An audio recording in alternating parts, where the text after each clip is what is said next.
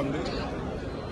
గడిచిన 21-22 నెలలలో ఈ పేదోడు ప్రభుత్వం తెలంగాణ రాష్ట్రంలో ఏర్పడిన తర్వాత గౌరవ ముఖ్యమంత్రి రేవంత్ రెడ్డి గారి నాయకత్వంలో పేదవాళ్ల పక్షపాతి పార్టీ అయిన ఈ ఇందిరమ్మ ప్రభుత్వం నిరంతరము పేదలకి అభివృద్ది సంక్షేమ కార్యక్రమాలు చేపడుతుంది.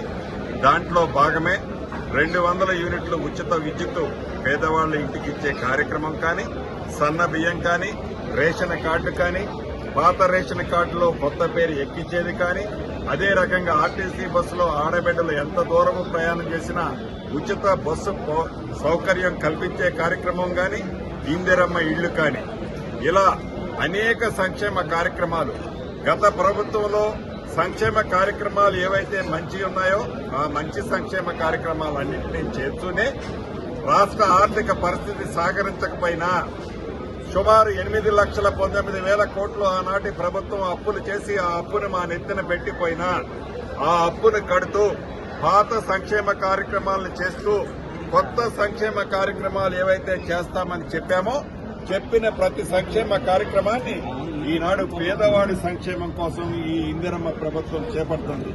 దాంట్లో భాగమే ఈనాడు జూబ్లీహిల్స్ ఎన్నికల్లో కాంగ్రెస్ పార్టీ అభ్యర్థి తమ్ముడు నవీన్ యాదవ్ గారి గెలుపు నల్లేరి మీద నడకలా చాలా స్పష్టంగా కనిపిస్తుంది. నిన్న మొన్న చూస్తున్నాం.